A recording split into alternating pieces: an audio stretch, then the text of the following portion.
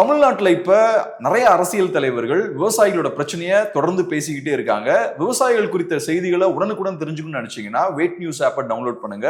ஆப்புக்கான லிங்கை நாங்க டிஸ்கிரிப்ஷன்ல ஷேர் பண்ணிருக்கோம். சார் வணக்கம். வணக்கம் சார், இப்ப விஜய் அவர்கள் மாமல்லபுரத்துல கரூர்ல பாதிக்கப்பட்டவர்களை சந்திச்சிட்டார். ஸோ இப்ப நிறைய விமர்சனங்கள் வைக்கிறாங்க. ஒரு சைட்ல பாதிக்கப்பட்டவர்கள் அவர் போய் தான் சந்திச்சிருக்கணுமே தவிர அவங்க இங்க வர வச்சிருக்க கூடாது அப்படின்ற விமர்சனங்கள் ஒரு சைட்ல போயிட்டு இருக்கு. ஆனா இன்னொரு சைட்ல இந்த பொலிட்டிக்கல் ஆங்கிள்லையும் நம்ம பார்க்கலாம். இப்ப ஒரு பொலிட்டிக்கல் பாயிண்ட் ஆஃப் வியூ இருந்து பார்க்கும்போது இப்ப பாதிக்கப்பட்டவர்களை விஜய் சந்திச்சிட்டார். ஸோ இனி அவரு கேம்பெயினுக்கும் போலாம். அதுக்கு இப்ப டோர்ஸ் வந்து இப்போ ஓப்பனா இருக்கு. ரெண்டாவது, இந்த விஷயத்த செய்த உடனேயுமே பொலிட்டிக்கலாவும் காய்களை நகர்த்த ஆரம்பிச்சிட்டார். இப்ப ஒரு அறிக்கை வெளியிட்டு இருந்தாரு நேத்து. அதுல விவசாயிகளுக்கு ஆதரவா பேசியிருந்தார், அரசாங்கத்தை காட்டமா விமர்சிச்சிருந்தாரு. ஸோ எப்படி பாக்குறீங்க? இப்ப பொலிட்டிக்கலா அடுத்த ஸ்டேஜுக்கு மூவ் பண்ண ஆரம்பிச்சிட்டாங்களா? இதுல இருந்து நம்ம மீண்டு வரணுன்ற இடத்துக்கு வந்துட்டாங்களா? அப்படிதான் தோணும். ஒரு மாதம் அமைதியாக இருந்தார். கரெக்டாக அவங்க பாதிக்கப்பட்டவங்களை பார்த்தாரு. இவர் போவார்னு நினச்சிட்டு இருந்தாங்க. அப்புறம் போகமாட்டார்னு தெரிஞ்சோன்னா அழைத்து தான் பார்ப்பார்னு முடிவாச்சு. அழைத்து பார்த்து விட்டார். அடுத்த நாளே ஸ்டேட்மெண்ட்டும் கொடுத்துட்டார். 27ஆம் தேதி பார்த்தார். 28ஆம் தேதி நெல் கொள்முதலில் ஏற்பட்ட குளறுபடி, விவசாயிகளுடைய நஷ்டத்தை பற்றி ஒரு அறிக்கை தெளிவாக கொடுத்துட்டாரு. இன்றைக்கி அவங்க நிர்வாக குழு கூட்டமோ செயற்குழு கூட்டமோ நடக்குது. ஸோ பொலிட்டிக்கல் ஆக்டிவிட்டீஸாக ஸ்டார்ட் பண்ணிட்டாருன்னு தான் தோணும். அகைன் மறுபடியும் மீடியாவுக்கு எந்த விதமான அழைப்பும் இல்லை. அடுத்த கட்டங்களில் அவர் என்ன செய்ய போகிறார், இன்றைக்கி நிர்வாக குழுவில் என்ன முடிவு, அது ஏதாவது ஸ்டேட்மெண்ட் வருமானது நம்ம பார்க்கணும். நம்ம காலைல 12 மணிக்கு பேசிகிட்டு இருக்கோம். ஐ திங்க் நிர்வாக குழு கூட்டம் நடந்துகிட்டு இருக்குன்னு நினைக்கிறேன். அது முடிஞ்ச பிறகு தான் தெரியும் அவங்க அடுத்த பொலிட்டிக்கல் ஆக்டிவிட்டீஸாக நிர்வாக குழுவில் என்ன செய்கிறாங்கன்னு. ஆக்சுவல் பாலிடிக்ஸாக அவர் அதுக்கு பிறகு ஒரு மாதம் கழித்து தொடங்கி இருக்கிறார் என்று தான் நான் புரிந்து கொள்கிறேன். ஸோ எப்படி பார்க்குறீங்க? திரும்பவும் இந்த பிரச்சனை வர்றதுக்கு முன்னாடி ஓரளவுக்கு ஆக்டிவாக இருந்தாங்கல்ல, அதே நார்மல்சிக்கு திரும்பிடுவாங்களா? Full active ஆயிடுவாங்களா? இல்லை, நார்மல்சிக்கு எப்போ திரும்புவாங்கன்னு எனக்கு தெரியல. அது ஒரு பொதுக்கூட்டத்தை அவர் நடத்தி பேசணும். இப்போ வேற வந்து கோர்ட் வந்து ஸ்டாண்டிங் ஆப்ரேட்டிங் ப்ரொசீஜர்ஸ் 10 நாள் இவ்வளோ போடணும்னு சொல்லியிருக்கு. ஸோ ரோட் ஷோக்கெல்லாம் இனிமேல் அனுமதி இருக்காது. மோஸ்ட்லி பப்ளிக் மீட்டிங்னாலும் அதுக்கு நிறைய கட்டுப்பாடுகள் இனிமேல் அரசுகள் விதிக்கும். இந்த சம்பவத்துக்கு பிறகு எல்லாருக்குமே இது ஒரு சிக்கலாக தான் மாறப்போகுது நான் நினைக்கிறேன். அதில் பாரம்பரிய கட்சிகள், இப்போ லெகசி மீடியா, லெகசி பொலிட்டிக்கல் பார்ட்டிஸ்னால் எக்ஸ்பீரியன்ஸ் பொலிட்டிக்கல் பார்ட்டிஸ் தப்பிச்சுக்கும். புதுசாக வரவங்க அதுவும் விஜய் மாதிரி வந்து இன்எக்ஸ்பீரியன்ஸ்டு அண்டு என்ன செய்யறதுனே தெரியாமல் மூழ்கிட்டு இருக்கவங்க அதை எதிர்கொள்ள கஷ்டப்படுவார்கள். ஏன்னு கேட்டிங்கன்னா, அவங்க இந்த சம்பவம் நடந்தோடனே விஜய் மட்டும் இல்லை, ஒட்டுமொத்த கட்சியை தலைமறைவாக போயிடுச்சு. இப்போ தான் ஒவ்வொருத்தராக வெளியில் வராங்க. ஸோ அடுத்த கட்டங்களில் அவங்க வந்து இந்த ஸ்டாண்டிங் ஆப்ரேட்டிவ் ப்ரொசீஜர்ஸ்லாம் போட்ட பிறகு பப்ளிக் மீட்டிங்க்கு போகிறாங்க அப்படின்னா அவங்க என்ன மாதிரியான க்ரௌடு வருது, அதை எப்படி அவங்க சமாளிப்பாங்க, இவ்வளோ விஷயமும் நம்ம பார்க்க வேண்டியிருக்குது. ஸோ விஜயோட அரசியல் வந்து 2வது கட்டத்துக்கு போயிருக்கு. செகண்ட் ஃபேஸ்க்கு அவர் போயிருக்காருன்னு தான் நான் பார்க்குறேன். ஸோ இப்போ எல்லாம் நார்மலாக எல்லாருமே பார்த்தோம்னா காட்டமான விமர்சனங்களை விஜய் மேலே வைக்கிறாங்க. ஏன்னா விஜய் அவர்கள் பாதிக்கப்பட்டவர்கள் அங்கே போய் சந்திக்காமல் இங்கே வர வச்சிருக்காரு அப்படின்றது பெரிய ஒரு விமர்சனம் ஆயிருக்கு. But Vijay point of view இருந்து பார்க்கும்போது அங்க போய் சந்திக்கிறதுல நிஜமாவே சிக்கல் இருக்குன்னு நினைக்கிறீங்களா? இல்லாட்டி தவிர்த்திருக்கலாமா? என்னங்க பெரிய சிக்கல் வந்துருப்போம். சிக்கல் வந்தாலும் அதை எதிர்கொண்டு போய் பார்த்துருக்கணும். அவர் செய்த அரசியல் பிழைகளிலே மிகப்பெரிய பிழை பாதிக்கப்பட்டவர்களே, உயிரிழந்தவர்களையும் காயப்பட்டவர்களின் குடும்பங்களை அழைத்து, குறிப்பாக உயிரிழந்தவர்களின் குடும்ப உறுப்பினர்களை அழைத்து பார்த்தது தான் அவர் செய்த தவறிலேயே மிகப்பெரிய தவறுன்னு நான் பார்க்குறேன். இது வந்து ஏற்றுக்கொள்ள முடியாத அவலமாக எனக்கு இருக்கிறது. பொது வாழ்க்கையில் உள்ள ஒருவர் எப்படி நடந்து கொள்ள முடியும் என்று புரியவில்லை. விஜயை ரொம்ப சிலாகிச்சவங்க கூட வந்து இந்த விஷயத்தை ஏற்றுக்க மறுக்கிறாங்க. அவர் தவறு செய்கிறார் அப்படிதான் சொல்றாங்க. ஆகவே அழைத்து பார்த்தது என்பது ஏற்புடையதில்லை. ஒரு துக்க நிகழ்வுக்கு நாம தான் அந்த இடத்துக்கு போகணுமே தவிர அவங்க இங்கே வரக்கூடாது. ஒரு கல்யாணத்துக்கு போக முடியலன்னா மாப்பிள்ளை பொண்ணை அழைச்சு வாழ்த்து தெரிவிப்பாங்க, பிறந்த நாளுக்கு வாழ்த்து தெரிவிப்பாங்க, குழந்தை பிறந்தனா போய் வாழ்த்து தெரிவித்து ஆசீர்வாதம் வாங்குவாங்க. பட்டு இறந்து போனவர்கள் வந்து அவங்க போய் பார்த்து அனுதாபத்தை வாங்கிட்டு வராங்கன்றது புதுவிதமான ஒரு அணுகுமுறையாக இருக்குது. சம்மந்தப்பட்டவங்க 2 தரப்பும் ஒத்துக்கிட்டாங்கன்றாங்க. இதில் சட்ட ரீதியாக எந்த தவறும் கிடையாது. பட் தார்மீக ரீதியாக பார்க்கும்போது இந்த அரசியல் எந்த அளவுக்கு கீழான நிலைக்கு போயிருக்கிறது என்பது தான் நமக்கு தெரியும். ஆனா இப்ப ஓவராலே நான் பார்க்கும்போது விஜய் அவர்களோட அரசியல் வரவு தமிழ்நாட்டோட பொலிட்டிக்கல் ஸ்டாண்டர்ட்ஸை பெருசா கம்மி பண்ணிருக்கு. ஒரு தவறான ஒரு முன்னுதாரணத்தை செட் பண்ணுதோ அப்படின்ற கேள்வி இருக்கு. ஏன்னா இப்ப விஜய் அவர்கள் ஒண்ணு பாதிக்கப்பட்டவர்கள் இங்க வர வைக்கிறார். அதே மாதிரி தூய்மை பணியாளர்கள் போராட்டம் நடக்கும்போது போராட்டத்தை வீட்டுக்கு வர வச்சார். அந்த விஷயம் நடந்தது. அப்புறம் மக்களை வந்து பார்க்கறது இல்லை, வெறும் அறிக்கை மட்டுமே விட்டுட்டு இருக்கிறது. இந்த விஷயங்கள்லாம் நடந்துட்டு இருக்கு. இப்ப என்ன ஆகுதுன்னா, இவர் இதெல்லாம் பண்ணும்போது இதை நார்மலைஸ் பண்றதுக்கு சில வேலைகளும் நடக்குது. இல்ல தலைவர்னா வெளில வர வேண்டிய அவசியமே இல்லை, சோசியல் மீடியாலாம் இருக்கு, முன்னாடி மாதிரிலாம் வெளில வர வேண்டாம், அவர் இந்த மாதிரி பண்ணாலே போதும் விஷயம் மக்களுக்கு போய் சேர்ந்துரும், அந்த மாதிரிலாம் அதை ஜஸ்டிஃபை பண்ணியும் பேசுறாங்க. ஸோ ஒரு வகையில இப்ப என்ன ஆகுதுன்னா, ஒண்ணு விஜய் பண்றது பெரிய தப்பு, பட் அன்பார்ச்சுனேட்லி அது சொசைட்டில நார்மலைஸும் பண்ணப்படுது, கரெக்ட்ன்ற மாதிரியும் அது அதுதான் Vijay is the symptom not the டிசீஸ்ன்றது. அதுதான் நீங்கள் விஜய் செய்யக்கூடிய தவறுகளை வந்து நியாயப்படுத்துபவர்கள் வந்து ரொம்ப ரொம்ப அபாயகரமானவங்க. இப்போ விஜயோடைய இந்த நடவடிக்கைகளை நார்மலைஸ் பண்றவங்க இருக்காங்கல்ல, அதாவது அவர் நேரில் போகணும்னு அவசியம் இல்லை, அவர் அழைத்து பார்த்தாலே போதும், எங்க வேணா பேசணும், அதில் என்ன அப்படிலாம் கூட சில பார்வையாளர்கள் பத்திரிகையாளர்கள் சொல்றாங்க. விஜய் கட்சியை சாராதவர்களும் விஜய் ஆதரவாளர்களாக இல்லாதவர்கள் கூட சொல்றாங்க. ஐ திங்க் இது ரொம்ப ஆபத்தான பார்வை. இது வந்து டேஞ்சரஸ் ட்ரெண்ட். நீங்க விஜயோடைய இந்த அணுகுமுறையை ஆதரிப்பவர்கள் மிக மிக ஆபத்தானவர்கள் தான் எனக்கு தோணுது. ஏன்னா நீங்க ஒரு அன்கன்வென்ஷனல் மெத்தடை, ஒரு மனிதாபிமானம் இல்லாத ஒரு காரியத்தை, தொழில்நுட்பம் கொடுத்துருக்க வளர்ச்சியை வச்சு நீங்கள் நியாயப்படுத்துவது என்பது அன்அக்செப்டபிள். அங்க ஒன்று ஞாபகம் வச்சுக்கோங்க, ஒரு அரசியல் கட்சி தலைவராக இந்த பிரச்சனையை அவர் அணுக வேண்டும். தனிப்பட்ட விஜயாக இந்த பிரச்சனையை அணுகுவதில் தான் நமக்கு சிக்கல் இருக்கு. தனிப்பட்ட விஜயாக அவர் தனிப்பட்ட முறையில் அவர்களை அழைத்து பேசுவது, பூட்டிய 4 கதவுகளுக்குள் 4 சவுத்துக்குள்ள காலில் விழுறதுன்றதெல்லாம் நமக்கு தேவையே இல்லாது. இது ஒரு அரசியல் கட்சி தலைவரோட கூட்டத்தில் நிகழ்ந்த பேரழிவு, பெருந்துயர். இதற்கு பதில் என்பது வந்து ஒரு அரசியல் கட்சி தலைவராக அரசியல் ரீதியாக இருக்க வேண்டும், அது பொதுவெளியில் இருக்க வேண்டும். அந்த சம்பந்தப்பட்ட குடும்பங்களுக்கும் அவருக்குமான உறவு மட்டுமல்லாது, இது சமூகத்துக்கும் விஜய்க்குமான உறவு. இது ஏதோ தனிப்பட்ட தன்னுடைய சொத்து பத்து சம்பந்தப்பட்ட விஷயமாக அவர் அணுகுவது என்பது ரொம்ப அபத்தமா இருக்கு. இன்னைக்கு அவர் ஒரு public figure. A political party is basically a public movement. அடிப்படையில் ஒரு அரசியல் கட்சி என்பது மக்கள் இயக்கம். அதன் தலைவர் இன்னைக்கு இந்த மாதிரி நேரடியாக பார்க்கதை மறுத்து விட்டு மீடியா கவரேஜும் இல்லாமல் இவரும் போகாமல் அழைத்து பார்க்கிறார் என்பது அன்அக்செப்டபிள். எப்படி பண்ணிருக்கணும்னு நினைக்கிறீங்க? அவர் அந்த பாதிக்கப்பட்ட இடங்களுக்கு போயிருந்திருக்கணும். கண்டிப்பாக யாராவது ஒரு 4 பேர் வீட்டுக்காவது போயிருந்திருக்கணும். எல்லாரையும் பார்க்க முடியாட்டியும் ஒரு 4 பேர் வீட்டுக்காவது போயிருந்திருக்கணும். அங்கே அவங்களோட ஒரு உரையாடி இருக்கிறத மீடியாவில் பதிவு பண்ணிடணும். இப்போ இவர் அழைச்சி பார்த்தாரு, இவர்கிட்ட இருக்க வசதிக்கு அவங்கள 5 ஸ்டார் ஹோட்டலில் மாதிரியான ஒரு ரெசார்ட்டில் அழைச்சி பார்க்குறாரு. என்ன பேசினாங்கன்னு இவர் தரப்புலேருந்தும் வரல, அவங்க தரப்புலேருந்தும் ஏதோ சில பேர் பேசியிருக்காங்க மீடியா கிட்டன்றாங்க. என்ன நடந்ததுன்னு தாவேகா சார்பாக ஏன் ஒரு ப்ரெஸ் ரிலீஸ் வரல? இது தனிப்பட்ட விஜயோட பிரச்சனை அல்ல அப்படின்னா ஒரு ப்ரெஸ் ரிலீஸ் கொடுக்க வேணாம், மீடியாவை அலோவ் பண்ண வேணாம், எப்படி வேணா இருந்துட்டு போகலாம், கேட்குற உரிமை யாருக்கும் கிடையாது. ஆனால் ஒரு அரசியல் கட்சி தலைவராக செத்து போனது பொதுமக்கள். அவங்க தாவேகா ரசிகர்களாக இருக்கலாம், இல்லாமலும் இருக்கலாம். அந்த ரசிகர்கள், அந்த இவருடைய ரசிகர்கள் என்பவர்கள் இங்கே ஒரு அரசியல் கட்சி தலைவருடைய தொண்டர்களாக பரிணமித்திருக்கிறார்கள். அப்போ ஒரு பொலிட்டிக்கல் ஆக்டிவிஸ்டா, லீடராக வந்து அவர் பொது வெளியில தான் இதை செய்ய முடியும். அஸ் அன் இண்டிவிஜுவலாக அவர் இந்த பிரச்சனையை அணுகிறார், தன்னை ஒரு அரசியல்வாதியாக கருதி கொண்டு. ஆனால் நடைபெற்ற துயரத்திற்கு பிறகு அது ஒரு தனிப்பட்ட முறையிலான இழப்பாக அவர் கருதுவதும், அவர்களை பர்சனல் விம்ஸ் அண்ட் ஃபேன்ஸுக்கு ஏற்ற மாதிரி பிரைவேட் அஃபேர் அதை மாற்றுறதும் வந்து ஏற்புடையதில்லை. இங்கே தான் ஒரு பெரிய பிழை நடக்குது. Is a leader of a political party. So he was an explanation to the society. மக்களுக்கு அவர் பதில் சொல்ல கடமைப்பட்டிருக்கிறார். ஏனெனில் ஒரு அரசியல் கட்சியின் தலைவர், அடிப்படையில் ஒரு அரசியல் கட்சி என்பது மக்கள் இயக்கம். ஒரு துயர சம்பவம் நடந்திருக்கிறது. அப்போ பொதுவெளியில தான் அதற்கான நிவாரணம் தேடப்பட வேண்டுமே ஒழிய பூட்டிய 4 கதவுகளுக்குள் தேடப்படுவது என்பது ஏற்புடையதில்லை. அப்போ அடிப்படை விழுமியங்களே அவரிடம் இல்லை. இவர் நாளைக்கு ஒருவேளை ஜெயிச்சு வந்தா என்ன பண்ணுவார்? ஸோ இதுதான் முக்கியமான விஷயம். என்னன்னா, இப்போ இது ஒரு சோஷியல் இஷ்யூ.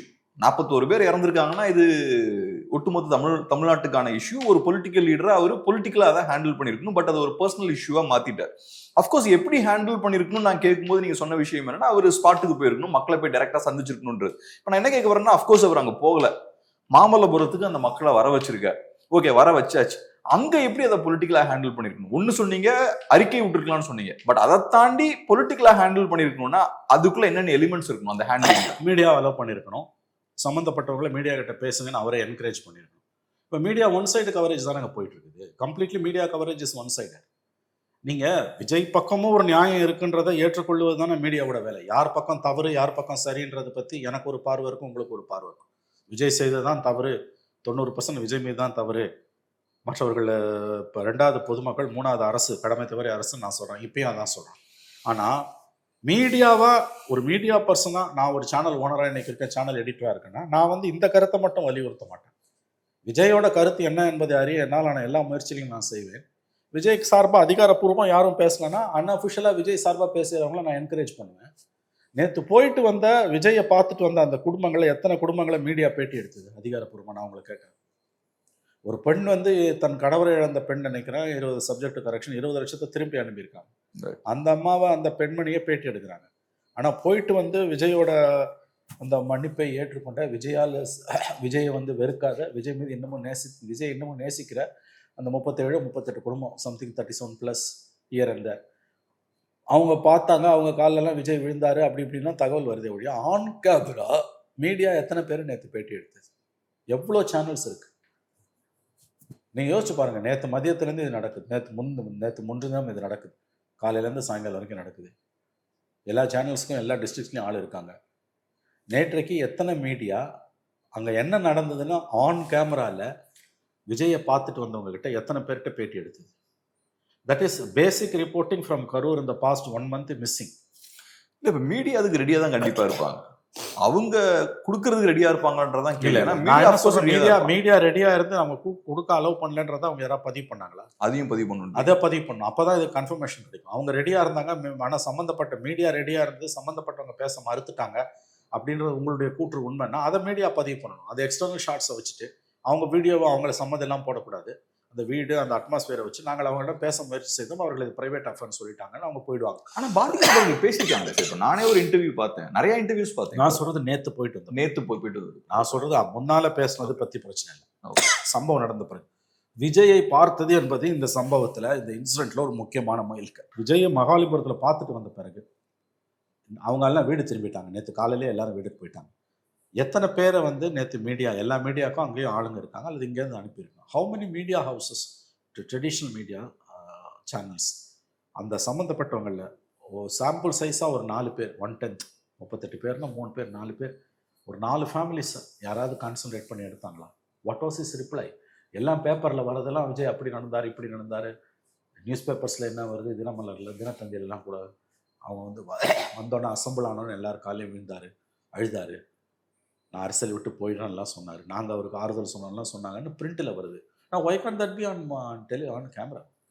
மெயின் சேனல்ஸ் வந்து basic reporting from Karur is missing since September 27th.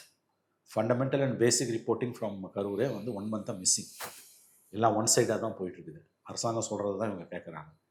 அந்த other side of the view இருக்குன்றதை என் மீடியா பதிவே பண்ணலை. There are up to number of people.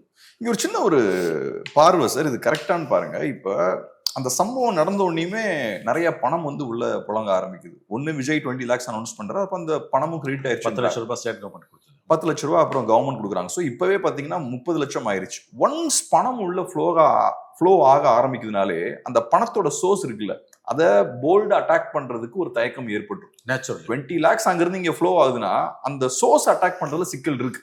So அப்படி இருக்கும்போது விக்டிம்ஸ் நல்லா போல்டா பேசணும், நியாயத்தின் பக்கம் நிற்கணும் அப்படின்ற ஒரு எதிர்பார்ப்பு நமக்கு இருக்குன்னா இதை உடனே அலோவ் பண்ணக்கூடாதோ? மேபி ஒரு 1 year கழிச்சு இன்வெஸ்டிகேஷன்லாம் முடிஞ்சதுக்கு அப்புறம் அந்த நிவாரணம்லாம் வரலாமா? இல்லை, இது ஒன்லி லவுட் திங்கிங். ஏன்னா இறந்தவங்க பிரெட் வின்னர்ஸ்லாம் இருக்காங்கன்னா நிவாரணத்தை உடனே வழங்குறது தான் பெஸ்ட்டாக இருக்கும். ரெண்டாவது இது politics, elections R round the corner. அதனால போத் டிஎம்கே அண்ட் விஜய் 2 பேருமே அதை பொலிட்டிசைஸ் பண்ணுறாங்க. ஸோ அதனால பணத்தை உடனே கொடுத்தது வந்து எனக்கு தெரிஞ்சு எலெக்ஷன் இயராக இருந்தாலும் இல்லாட்டியும் கூட தப்பு கிடையாது, அதில் பிரச்சனை கிடையாது. நான் சொல்கிறது என்னன்னா, why media is not engaging.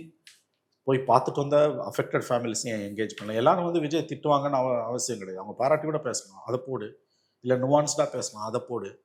அவங்க பணம் வந்து புழங்க ஆரம்பித்ததால தான் வந்து இந்த சோர்ஸ் ஆஃப் த மணியை வந்து அவங்க தொடமாட்டாங்க அப்படின்றீங்க. எனக்கு தெரிஞ்சு அது ஒன்றும் பெருசாக படலை. Media has fail. நீங்கள் போய் 4 பேர்கிட்ட கதவை தட்டிங்கன்னா தட்டுங்கள் திறக்கப்படும். அதாவது நீங்கள் போய் மீடியா அப்ரோச் பண்ணியிருந்தீங்கன்னா அவங்க பேசுவாங்க. சம்டைம்ஸ் அவங்களுக்கு நெருக்கமானவங்க பேசுவாங்க. நான் சொல்ல கிரெடிபிளானது. My point is that you know one சைடாக தான் இந்த 1 month வந்து சேனல்ஸில் போகிறது. எஸ்பெஷலி வந்து கம்ப்ளீட்லி ஒன் சைடாக தான் இன்ஃபர்மேஷன் போயிட்டுருக்கு. இந்த ஸ்டோரியோட அதர் சைட் எல்லாரும் பேசிட்டாங்க, விஜய் இன்னும் பேசல. நீங்கள் 1000 இருந்தாலும் விஜய் பக்கம் இருக்க நியாயத்தை ஏன் வந்து மீடியா அடிக்குவேட் ஸ்பேஸ் கொடுத்து கவர் பண்ண மறுக்குது? விஜய் பேசல, சரி. விஜய் சார்பாக இப்போ போயிட்டு வந்தாங்கல்ல, அந்த போயிட்டு வந்தவங்களை வந்து எக்ஸப்ட் அந்த 1 lady who returned 20 lakhs, மற்றவங்க யாருமே வந்து விஜயை குறை சொல்ல, which is an interesting proposition. அதை வெறும் ரசிக மனப்பான்மை என்பது அயோக்கியத்தனமான. அப்போ அந்த ஓகே, அது சரி தப்புன்ற உங்கள் ஜட்ஜ்மெண்ட், வேல்யூ ஜட்ஜ்மெண்ட்டை கூட நம்ம ஒரு பக்கம் ஒதுக்கி வைப்போம். அதை நீங்கள் தேவைப்படும் போது பப்ளிஷ் பண்ணிக்கோங்க, டெலிகாஸ்ட் பண்ணிக்கோங்க. What happened inside Mahabalipuram? இப்போ எனக்கு என்ன ஆச்சரியமா இருக்குன்னா சார், நான் சில இடங்களில் மாறுபட விரும்புகிறேன். இப்போ பாதிக்கப்பட்டவர்களை ஒரு கண்ட்ரோலில் வைக்க முடியுது இல்லை, அதை அங்கே பார்க்க முடியுது அப்பட்டமா. அவங்கள அங்கேருந்து இங்கே கூப்பிட்டு வர முடியுது, யாரும் பார்க்காத இடத்துல சந்திக்க முடியுது அவங்கள. அதுக்கப்புறம் அவங்க மீடியாவை சந்திக்கல யாருமே. எல்லா விக்டிம்ஸுமே மீடியாவை சந்திக்க விரும்பலையா அப்படின்ற கேள்வி இருக்கு. ஏன்னா இவங்கெல்லாம் ஃபர்ஸ்ட் சந்திச்சுட்டு இருந்தாங்க, இப்போ எல்லாருமே குவைட்டா இருக்காங்க. ஸோ நான் எப்படி பார்க்குறேன்னா, ஏதோ ஒரு வகையில் இவங்கனால ஒரு கண்ட்ரோலை பாதிக்கப்பட்டவர்கள் மேல எக்ஸர்ட் பண்ண முடியுது அப்படின்னு பாக்க. அது உண்மை. நான் என்ன சொல்றேன், அது உண்மை, அதை நான் மறுக்கல. ஆனா மீடியா கவர் பண்ணாம இருக்கிறதுக்கு அது மட்டும் காரணம் கிடையாது. இவங்க ஒன் சைடு ஸ்டோரிஸ் தான் புஷ் பண்ண விரும்புறாங்க. Sun my point, I am a limited point, Gabriel. Why mainstream media is peddling only one version of the story? அதனால யாருக்கு லாபம்னு நினைக்கிறீங்க? ஸ்டேட்டுக்கு லாபம். ஓகே. எல்லா பிரச்சனைக்குமே வந்து ஒரு இன்னொரு கோணம் உண்டு இல்லை. By simple point is 1 month ஆகுது. இந்த 1 monthோட அனிவர்சரி வழக்கமாக கடந்த காலங்களில் பண்ணுவாங்க. இந்த மாதிரி ஆச்சுன்னா ஒரு பெக்குன்னுவாங்க, 10 நாள் பொறுத்து, 20 நாள் பொறுத்து. 1 monthன்றது is a very important period. ஒரு துயர சம்பவம் நடந்த பிறகு, ஆஃப்டர் ட்ராஜடி, ஒரு துன்பியல் நாடகம் அது நடந்த பிறகு 1 month பொறுத்து, கரூர் ஆஃப்டர் 1 month ஒரு ஸ்டோரி ரன் பண்ணியிருக்கணுமா வேணாமா? நான் சொல்கிறது டான் டு டஸ்க்லாம் ரன் பண்ண வேணாம். Just even if it is 10 minutes capsule. அது ஒரு ஸ்டாண்டர்ட் ப்ரொசீஜர். அது that's a standard procedure, international standard procedure. International standard procedures. 1 month கோயம்புத்தூர்லாம் வந்து 98 பிப்ரவரியில் கோயம்புத்தூர் February 14th பிளாஸ்ட் நடந்தப்போ, March 14th வந்து கோயம்புத்தூர் ஆஃப்டர் 1 month நாங்கள் பண்ணியிருக்கோம். நான் ஏஎன்ஏல இருக்கும்போது 27 years back. Month after Coimbatore bomb blast 1 month. அப்புறம் வந்து அவன் டெல்லியிலேருந்து டீம் வந்து 3 months after Coimbatore bomb blast பண்ணாங்க, 6 months ஆஃப்டர் பண்ணாங்க, 1 year பொறுத்து பண்ணாங்க, 99 பிப்ரவரியில் பண்ணாங்க. So that's a international procedure. எனக்கு தெரிஞ்சு ப்ரொஃபஷனல் மீடியா ஹவுசஸ் வந்து அதுவும் வந்து this is something extraordinary. Tamil Nadu வரலாறுல இல்லை, இந்தியா வரலாறுலேயே பொலிட்டிக்கல் பார்ட்டி ரேலியில் 41 பேர் சாவறதுன்றது அதாவது வந்து ஆல்மோஸ்ட் நில், அப்சல்யூட்லி நில். அப்போ 1 month பொறுத்து, 1 month is a crucial period. After month Karur after 1 month ஒரு basic reporting. That's what I am saying. Basic reporting from Karur is completely missing. There are 2 voices, both for Vijay and against Vijay, for government and against government. So அந்த மாதிரியான பேசிக் reporting number 1 missing. Number 2, நான் கேட்கறது மற்றதெல்லாம் பின்னால் இருக்கட்டும். கரூர்லேருந்து அழைத்து வரப்பட்டவர்கள் தப்பு, rate, அதெல்லாம் ஒரு பக்கம். What happen inside the Mahabalipuram hotel or resort, அது come from the horse's mouth. ஒன்று விஜய் சைடில் வரல, எதுவுமே விஜயும் பேசல, கூடத்தும் பேசல. போயிட்டு வந்தவங்க கண்டிப்பாக யாராவது 4 பேர் பேசுவாங்க. 4 பேருமே பேசல, ஒருத்தருமே பேசலான்னு நீ அட்டெம்ப்ட் பண்ணுற விஷுவல்ஸ் போட்டாலே போதும். By that only you can build a story. It's a human tragedy. எல்லா பிரச்சனைக்கும் 2 கோணங்கள் உண்டு. போயிட்டு வந்தவங்க அத்தனை பேரும் சிலாகிச்சாங்கன்னு தான் எல்லா பிரிண்ட்டுமே சொல்லுது. அப்படி இருக்கும்போது டிவி கிட்ட அவங்க பேச மாட்டாங்கன்னா நீங்கள் சொல்லவே முடியாது. இந்த 20 லட்ச ரூபாய் ரிட்டர்ன் பண்ண லேடிக்கு கொடுத்த முக்கியத்துவத்தை 37 ஃபேமிலி போய் பார்த்துட்டு வந்து விஜய் சிலாகிக்கிறாங்களே, அவங்களுக்கு ஏன் கொடுக்கல மீடியா? அடிக்குவேட் ஸ்பேஸ் தான் நான் கேட்குறேன். சரி தப்புன்னு சொல்லல, that subjective. adequate space for those who met Vijay and what happened inside that hotel. இது நான் விசாரிக்கிறேன் சார். ஆக்சுவலாக நான் மீடியாக்காரங்கிட்ட பேசுறேன். ஆக்சுவலாக என்ன நடந்தது, ஆக்சுவலாக நம்ம அவங்ககிட்டயும் அவங்களோட ஓஷனை வாங்குறது கண்டிப்பா வாங்க. நான் சொன்னது தப்பா இருந்தா I'm ready to change myself. என்னோட பாயிண்ட் வந்து of course நீங்க சொல்றது ஃபேக்ட் தான். வரல, அது நீங்க சொல்றீங்க, அது ஒன்றும் தப்பு இல்லை.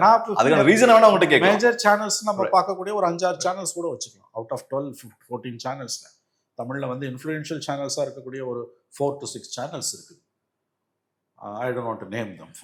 ஈவினிங் 6 to 9 டிபேட்ஸில் வந்து மிகப்பெரிய அளவில் ரோல் ப்ளே பண்ணக்கூடிய, பப்ளிக் ஒப்பீனியனை ஜென்ரலாக மோல்டு பண்ணக்கூடிய 24-hour நியூஸ் சேனல்ஸ் ஒரு 4 to 6 சேனல்ஸ், 6 சேனல்ஸ்னு வச்சுக்கலாம்.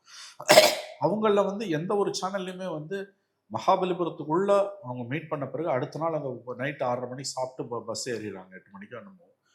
நேற்று போய் எல்லாரும் காலைல இறங்கிட்டாங்க. ஏன் யாராவது போய் பார்த்து அவங்கள எடுக்கல? எனக்கு தெரிஞ்சு எடுக்கல. இப்படி யாராவது எடுத்தாங்கன்னா இட்ஸ் வெல் அண்ட் குட்.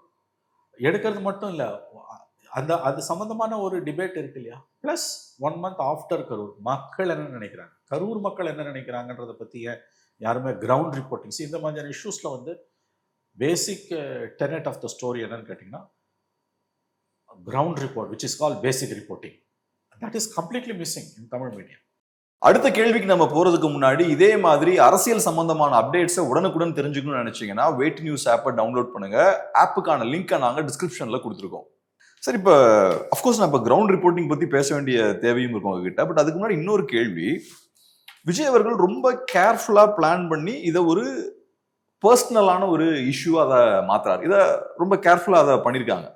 எந்த வகையிலையும் இது ஒரு சோசியல் இஷ்யூவா பொலிட்டிக்கல் இஷ்யூவா பார்க்கக்கூடாது அப்படின்றதுல ரொம்ப கவனமா இருக்காங்க. ஸோ அதனாலதான் அறிக்கை வரல. அதே மாதிரி இது ரொம்ப க்ளோஸ் டோர் ஈவெண்டா இது நடக்குது. அதை ஒரு கண்ட்ரோல்டான ஒரு விஷயமா அவங்க பண்றாங்க. ஸோ இப்போ என்னோட முக்கியமான கேள்வி என்னன்னா, இதை ஒரு பர்சனல் லெவல்ல ஹேண்டில் பண்ண வேண்டிய தேவை என்ன? அதை ஒரு பொலிட்டிக்கல் இஷ்யூவா மாறினா என்ன தப்பு, என்ன பாதிப்பு ஏற்படும்? ஏன்னா எனக்கு ஒன்றும் தெரியல. நீங்க கண்ட்ரோல்டா சில ஃபுட்டேஜஸ் வெளில அனுப்பியிருக்கலாம், நீங்களே ஃபுட்டேஜ் எடுத்து வெளில அனுப்பியிருக்கலாம், சில போட்டோஸ் எடுத்து அனுப்பியிருக்கலாம், விஜய் பேசக்கூடிய 2-3 கிளிப்ஸை மட்டுமே வெளில நீங்க ரிலீஸ் பண்ணிருக்கலாம். இதெல்லாம் பண்ணா நீங்க சொன்ன மாதிரி அது ஒரு பொலிட்டிக்கல் பாயிண்ட் ஆஃப் வியூல இருந்து பார்க்கப்பட்டிருக்கும். அப்படி பண்ணாம ஏன் ரொம்ப பர்சனலைஸ்டா கொண்டு போக வேண்டிய தேவை என்ன? பொலிட்டிக்கலா போனா என்ன சிக்கல்? இதாங்க பிரச்சனையா இதாங்க. அவர் இதை வந்து தன்னோட பர்சனல் இஷ்யூ அவர் பார்க்குறாரு. ஏங்க யாராவது இந்த மாதிரி ஒரு ட்ராஜடி நடந்த பிறகு 1 மந்த் வெளியில வராமலும், அப்படி வந்த பிறகு அவங்கள கூப்பிட்டு தனிப்பட்ட முறையில் 4 சவுத்துக்கு உள்ள பார்க்கறதும், மீடியாவை அலோவ் பண்ண மாட்டேன், கட்சிக்காரன் அலோவ் பண்ண மாட்டேன்றதும் வந்து நாசியேட்டிங், முடைநாற்றம் எடுக்கக்கூடிய ஒரு அரசியல். ஸோ அவரோட பர்சனல் ப்ரிஃபரன்ஸ் வந்து தான் பாக்குறீங்க. அது வருது. பிரச்சனையே என்னன்னா வந்து இந்த ஹோல் நாடகத்தை, ஹோல் டிராமாவை, ஆக்டிவிட்டிஸ் ஆஃப் டிவிகேவை, இந்த ட்ராஜடிக்கு பின்னால் அவர் எடுத்த நடவடிக்கைகளை, இன்க்ளூடிங் த லாஸ்ட் ஆக்டிவிட்டி மகாபலிபுரத்தில் பார்த்தது, இது எல்லாத்தையுமே வந்து தனிப்பட்ட விஜய்க்கும் பாதிக்கப்பட்ட குடும்பங்களுக்கும் இடையிலான பிரச்சனையா அவர் பார்க்கிறாரு. The problem of the whole இஷ்யூவே வந்து அவர் ஒரு அரசியல் கட்சி தலைவராக இன்னமும் வந்து முகிழ்க்கலை, அரசியல் கட்சி தலைவராக இன்னமும் வந்து ஷேப் அப் ஆகலை. இது ஏதோ தனிப்பட்ட முறையில் இப்போ ஒரு சினிமாக்காரராக இருக்காரு, ஏதோ ஒரு ட்ராஜடி நடந்துருது, ஒரு ஸ்டண்ட் சீனில் ஏதோ பெரிய க்ரேன் விழுந்து ஒரு 40 பேர் செத்துறோம். அப்போ இதே மாதிரி நடந்ததுன்னா அவர் அந்த இஷ்யூ எப்படி ஹேண்டில் பண்ணுவாரோ அந்த மாதிரி இன்னைக்கு வந்து இதை டீல் பண்ணுறாரு. எப்படிங்க இது? நீங்கள் you're having zero politics on an issue which is basically political in nature. பாதிக்கப்பட்ட குடும்பங்களை விஜய் சந்திப்பது என்பது அவருடைய கடமை. எங்க சந்திக்கணும், எப்படி சந்திக்க வேண்டும் என்பது அவருடைய உரிமை. ஆனால் ஒரு அரசியல் கட்சி தலைவராக ஒரு அரசியல் ஈவெண்ட்டாக தான் அது இருக்க முடியும். அதை வந்து தனிப்பட்ட ஒரு ஈவெண்ட்டாக அவர் எப்படி மாற்ற முடியும்? நீ தனிப்பட்ட முறையில் நீங்கள் ஒரு நடிகனாக போய் அல்லது ஏதோ நலத்திட்ட உதவி வழங்க போய் 20 பேர் செத்தா, 40 பேர் செத்தான்னா பரவாயில்ல. இது ஒரு பொலிட்டிக்கல் பார்ட்டி ஈவெண்ட்டில் நடந்திருக்கக்கூடிய ஒரு tragedy.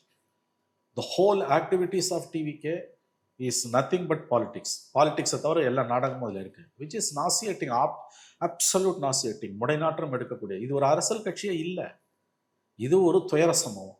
It's a tragic event. Sometimes லைஃப்பில் அப்படி நடந்துடும். அதுக்கு பிறகு நீ எப்படி ரியாக்ட் பண்ணுறன்றது தான் நீ ஒரு தலைவனா இல்லையா என்பதற்கான அளவுகோல். இது ஒரு ப்ரைவேட் ஈவெண்ட்டா, பர்சனல் ஈவெண்ட்டா, விஜயோட ப்ரைவேட் மேட்டரா, ப்ரைவசி சம்மந்தப்பட்டா எப்படி நீ எடுத்துக்க முடியும்? இந்த இஷ்யூல விஜயோட ப்ரைவசி அஃபெக்ட் ஆகுதுன்றது nonsense. Where is the question of privacy involve?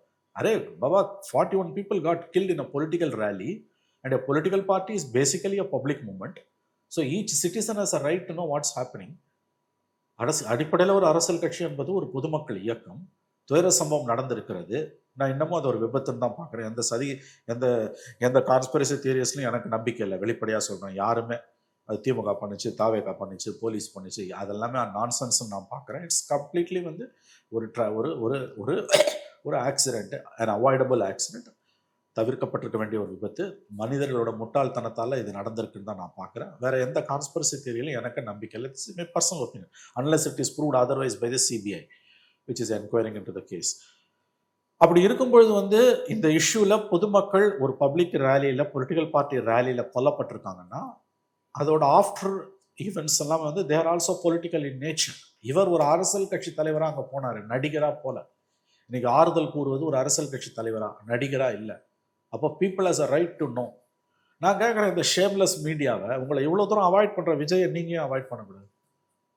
நான் சொல்கிறேங்க, கம்ப்ளீட்டாக விஜயை மீடியா அவாய்ட் பண்ணுச்சுன்னா Vijay will bend in knees.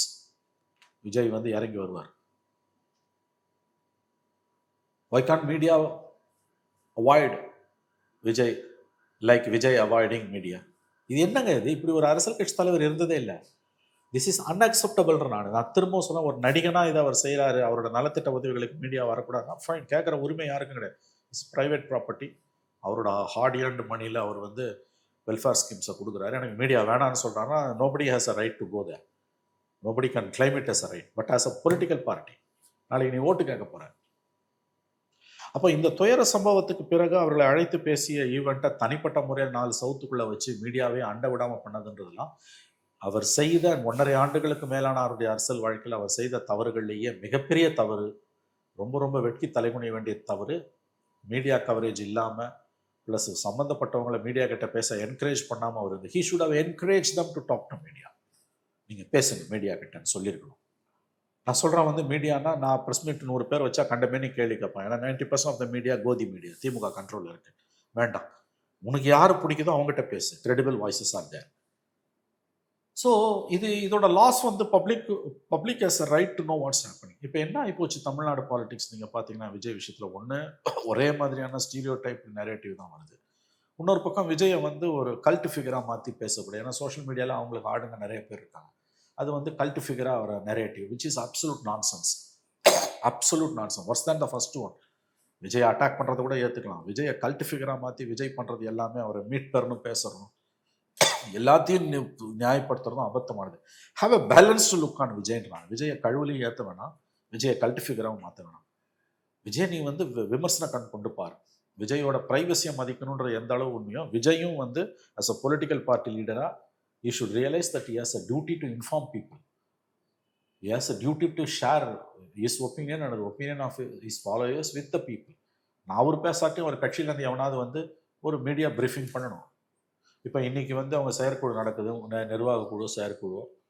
அது முடிஞ்சோன்னா கடந்த காலங்களில் பெரிய கட்சிகள் அப்படி பண்ணும்போது அவங்க தலைவர்கள் பேசாட்டியும் அந்த செகண்ட் இன் கமாண்ட் செய்தி தொடர்பாளர்கள் ப்ரீஃப் பண்ணுவாங்க. இது இப்போ ஒன்றுமே நடக்காது. காதை தூரத்தில் இருந்து நிற்க வச்சுருப்பான் ஒரு வீட்டிலேருந்து பனையூரில். வீடியோ அவன் எடுத்து கொடுப்பான், இல்லை எடுக்க மாட்டான். அதுவும் அப்புறம் வந்து ஒரு ஃபர்ஸ்ட் லிஸ்ட் கொடுத்துட்டு போயிடுவாங்க. இதுவாக ஒரு அரசியல் கட்சி நடத்துகிற வேலை. ஆகவே இதுவாது சரி, கட்சி நடத்துகிறாங்க, நிர்வாக குழு அதை அறிக்கை கொடுக்குறாங்க, நீ போடு, போடாமல் எக்கடை கட்டுப்போம். சம்பந்தப்பட்டவங்க வந்து பார்த்துட்டு போகிறாங்க அப்படின்னா அவங்கள மீடியா கிட்ட பேசுறதுக்கு விஜயே என்கரேஜ் பண்ணியிருந்திருக்கணும். பண்ணலை, மீடியாவும் கிட்ட போல. ரெண்டாவது இந்த ஜேர்னலிசம் பற்றி கொஞ்சம் பேசிடுவோம் சார். இப்போ நீங்கள் சொன்னீங்க இல்லையா, ஸ்டாண்டர்ட் ப்ரொசீஜர். ஒரு சம்பவம் நடந்து 1 மந்த் ஆச்சுன்னா கிரவுண்டில் போய் ஃபீல்டில் போய் களம் எப்படி இருக்குது, அந்த சொசைட்டி அடாப்ட் ஆயிருச்சா, இந்த பாதிப்புக்கு அப்புறம் மீண்டு வந்துட்டாங்கன்னா இந்த விஷயத்தெல்லாம் ரிப்போர்ட் பண்ணுறது பேசிக் ஜேர்னலிசம். அது நடக்கல அப்படின்றது தான் உங்கள் பாயிண்ட். நான் எப்படி பார்க்குறேன்னா, ஓரளவுக்கு நம்ம சொசைட்டியில் ஜேர்னலிசமே பயங்கரமாக மாறிடுச்சோ அப்படின்ற ஒரு பாயிண்ட்டும் இருக்கு. நான் ஆகார் பட்டேலோட புக் படிக்கும்போது அவரு நேஷனல் மீடியா பத்தி பேசுறாரு. அவர் சொல்ற விஷயம் என்னன்னா, ஃபீல்ட் ரிப்போர்ட்டிங்ன்ற அந்த கான்செப்ட் ரொம்ப கம்மியாயிருச்சு. ஒரு காலத்துல என்ன நடந்தாலும் கிரவுண்டுக்கு போய் அதை கவர் பண்ணுவாங்க. இப்ப அது ரொம்ப கம்மியாயிருச்சு. எதுக்கு முக்கியத்துவம் கொடுக்கப்படுதுன்னா, ஒரு ஸ்டுடியோல ஒரு 10 பேரை கூப்பிட்டு உட்கார வச்சு சின்ன சின்ன ஸ்கிரீன்ஸா உடைச்சு அதுல சண்டை போடுறது தான் இப்ப ஜேர்னலிசமா மாறிடுச்சு. ஏன்னா இப்ப நீங்க ஃபீல்டுக்கு போகணும்னா ஒரு டீமோட போகணும், காஷ்மீர்ல பிரச்சனை நடக்குதுன்னா அங்க போகணும், குஜராத் நடக்குதுன்னா அங்க போகணும். அதுக்கு சில லட்சங்கள் உங்களுக்கு செலவாகும். அது கஷ்டமான விஷயம். பட் இப்ப எல்லாரையும் கூப்பிட்டு ஒரு ஸ்டுடியோல உட்கார வச்சு கச்சா முச்சான்னு சவுண்டு போடுறது ஈஸி, டிஆர்பியும் அதிகம். இங்கேயும் ஆக்சுவலா தான் நடக்குதுன்னு பாக்குறேன். இங்கேயும் பார்த்தோம்னா இப்ப ஃபீல்ட் ரிப்போர்ட்டிங்கான வேல்யூ ரொம்ப குறைஞ்சு போச்சு. ஒரு காலத்துல ஃபீல்ட் ரிப்போர்ட்டிங்க்கு பெரிய இம்பார்ட்டன்ஸ் தமிழ் மீடியால உண்டு. இன்னைக்கு ஃபீல்ட் ரிப்போர்ட்டிங்ன்ற அந்த கான்செப்டே ரொம்ப கம்மியாகி போச்சு. அதுக்கு பெரிய வேல்யூவும் இப்போ கொடுக்கறது இல்லை. ஏதோ சும்மா பேசுறாங்க, அவ்வளவுதான். முன்னாடி அதுக்கு சிக்னிஃபிகன்ஸ் உண்டு, ஃபீல்ட் ரிப்போர்ட்டிங்னு ஒரு பெரிய சிக்னிஃபிகன்ஸ் உண்டு. ஸோ இப்போ அந்த ஸ்டுடியோவில் உட்காந்து 4 பேர் எதையாவது பேசுறதா இன்னைக்கு வேல்யூபிளான ஒரு விஷயமா பார்க்கப்படுது. இல்லை, இது ஆல் இண்டியா ஃபினாமினான்றதை நான் ஒத்துக்கிறேன், காஸ்ட் கட்டிங் எல்லாம் ஒத்துக்கிறேன். பட் இதுக்கெல்லாம் பெரிய காஸ்ட் தேவைப்படாது. Already they got field reporters. இல்லை, என்ன பாயிண்ட் அது இல்லை. இதை நான் காஸ்ட்டுக்காக பண்ணான்னு சொல்ல, மாமல்லபுரம் போறது ஒரு விஷயமே கிடையாது. நான் சொல்றது என்னன்னா, இந்த ஃபேக்டர்ஸ்லாம் சேர்ந்து ஒரு ஆல்டர்னேட் கல்ச்சரை அதுதான் உண்மை பண்ணிருச்சு. அதாவது வந்து எனக்கு வந்து அது எதுல இருந்து வருதுன்னா, cost cutting is one of the components of the issue. அது வந்து இப்போ ஃபார் எக்ஸாம்பிள் வந்து இப்போ இதில் வந்து கள்ளக்குறிச்சியில் ஒரு பெரிய மேசிவ் ட்ராஜடி நடக்குது. சாராயம் குடிச்சு 300 பேர் சாகுறாங்கன்னா ரிப்போர்ட்டர்ஸ் அனுப்புறதுக்கு முதல்ல தயங்குவாங்க, அப்புறம் தான் அனுப்புவாங்க. அப்புறம் ஒரு ரிப்போர்ட்டர் 2 ரிப்போர்ட்டர் நிறுத்திப்பான். அப்புறம் வந்து விஷுவல்ஸும் வந்து வாங்கிப்பான் ஏஜென்சிஸ்லேருந்து, ஏஎன்ஐ மாதிரியான ஏஜென்சிஸ்லேருந்து. அப்புறம் வந்து அது சம்மந்தமான வேரியஸ் ஃபேசட்ஸ் ஆஃப் த ஸ்டோரிக்கு வந்து பணம் செலவு பண்ணாமலும் சிலது பண்ணலாம், செலவு பண்ணி சிலது பண்ணலாம். செலவு பண்ணாமல் பண்ணுறது தான் ஓகே. அப்போ ஸ்டூடியோவில் உட்காந்துட்டு கிரவுண்டுக்கே போகாமல் வாயில் வந்ததெல்லாம் பேச வேண்டியது, இந்த 10 விண்டோ வச்சுட்டு பேசுறதெல்லாம் அடிச்சு கூட வேண்டியது. இது அட் த காஸ்ட் ஆஃப் வாட்னா, at the cost of truth, protect the government, அரசாங்கத்தை காப்பாற்றுறது. இப்போ நான் சொல்கிறது வந்து இப்போ கள்ளக்குறிச்சியிலலாம் காஸ்ட் எஃபெக்டிவ்லாம் ஒன்றுமே கிடையாது. Already you got field reporters. கரூர்லலாம் ஃபீல்ட் ரிப்போர்ட்டர்ஸ் இருக்காங்க. பக்கத்தில் அப்படி இல்லைன்னா ஈரோடில் இருப்பாங்க, இல்லை திருச்சியில் இருப்பாங்க, which is just 60 kilometers from there. ஏன் வந்து யாருக்குமே வந்து 1 month after October 1 month after 27th Karur ஏன் எப்படி இருக்கிறதுன்னு ஒரு மெயின் ஸ்ட்ரீம் மீடியாவில் யாருமே வந்து ஒரு பிரைம் டைமில் ஏன் ஒரு ஸ்டோரி கூட பண்ண முடியல? அதில் வந்து வேரியஸ் ஃபேசட்ஸ் இருக்குங்க. நீங்கள் வந்து நினைக்காத ஆங்கிள்ஸ்லாம் அதில் இருக்கும். People will love to talk. நான் சொல்கிறேன், நம்ம நினைக்கிற மாதிரி இல்லை, மக்கள் தயாராக இருக்காங்க பேசுறது. எங்ககிட்ட ஏன் வரலன்னு கேட்பாங்க. அந்த மாதிரிலாம் இருந்திருக்காங்க. வென்டிலேட் பண்ண முடியல சோஷியல் மீடியா இருந்தாலும். இந்த இடத்துல தான் வந்து உங்களுக்கு வந்து லெகசி மீடியா ஃபெயிலியர் ஆகுறத வந்து மற்ற சேனல்ஸ் வந்து உங்களுக்கு வந்து நான் ப்ராஃபிட்டாக இருக்கக்கூடிய, ஃபார் எக்ஸாம்பிள் நியூஸ் மினிட் நல்லா பண்ணுறாங்க, நியூஸ் லாண்ட்ரி பண்ணுறாங்க, அந்த மாதிரியான சேனல்ஸ் வந்து ரொம்ப நல்லாவே அதை பண்ணுறாங்க.